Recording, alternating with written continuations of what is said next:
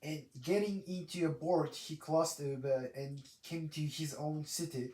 And behold, some people brought to him paralytic lying on a bed.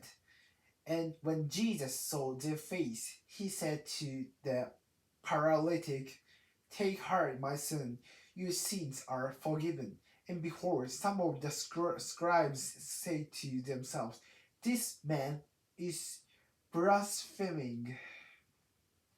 But Jesus, knowing their thoughts, said, "Why do you think evil in your hearts? For which is easier to say, 'Your sins are forgiven,' or to say, 'Rise and walk'? But that you may know that the Son of Man has authority on earth to forgive sins." He then said to the paralytic, "Rise, pick up your bed, and go home." And he rose and he went home. When the crowd saw it, they were afraid, and they glorified God, who had given such authority to men. As Jesus passed on from there, he saw a man called Matthew sitting at the tax booth, and he said to him, "Follow me." And he rose and followed him.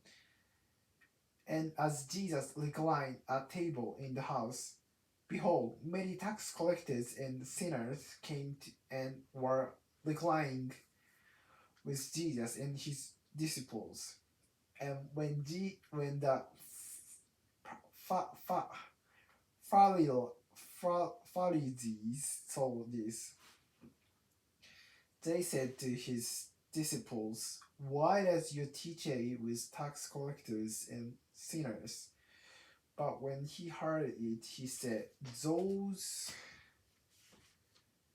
who are well have no need of physician, but those who are sick. Go and learn that what this means. I desire mercy and not sacrifice, for I came not to call the righteous, but sinners." Then the disciples of John came to him, saying, "Why do we and the Pharisees fast, but your disciples do not fast?" And Jesus said to them, "Can the wedding guests mourn as long as the bridegroom is with them?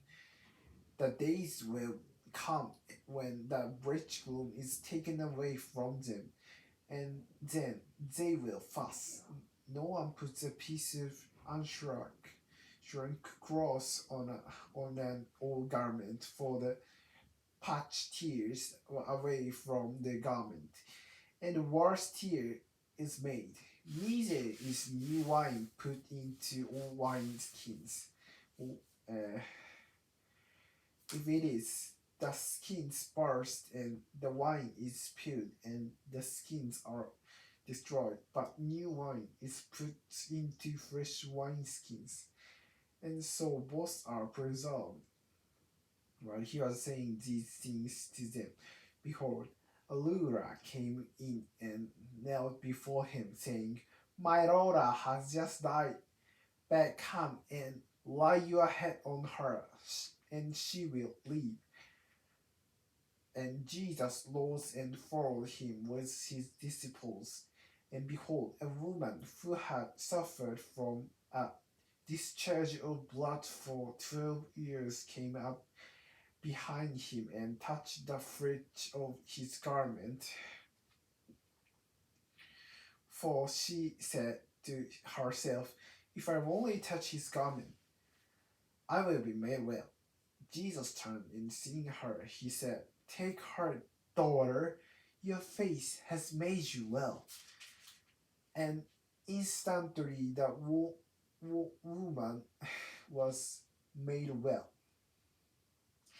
And when Jesus came to the ruler's house and saw the fruit prayers and the crowd making commotion, he said, "Go away, for the girl is not dead, but sleeping." And they laughed at him.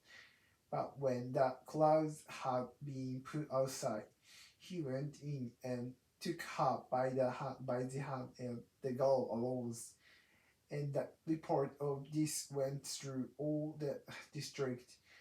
And as Jesus passed on from there, two blind men followed him, crying aloud, "Have mercy on us, son of David." When he entered the house, the blind men came to him, and Jesus said to them, "Do you believe that I am able to do this?" They said to him, "Yes, Lord." Then he touched their eyes, saying, "According to your health be it done to you." And their eyes were opened, and Jesus sternly warned them, "See that no one knows about it." But they went away and spread his fame through all the district. As they were going away, behold, a demon oppressed man who was mute was brought to him. And when the demon had been cast out, the mute man spoke, and the crowds marveled, saying, "Never was anything like this seen in Israel." But the Pharisees said, "He cast out demons by the prince of demons." And Jesus went throughout all the cities and villages, teaching in their synagogues and proclaiming the gospel of the kingdom and healing every disease and every affliction. When he saw the crowds, he had compassion for them because they were harassed and helpless, like sheep without a shepherd. Then she said to his disciples, "Their harvest is plentiful, but the labors are few. Therefore, pray earnestly to the Lord of the harvest to send out laborers into his harvest."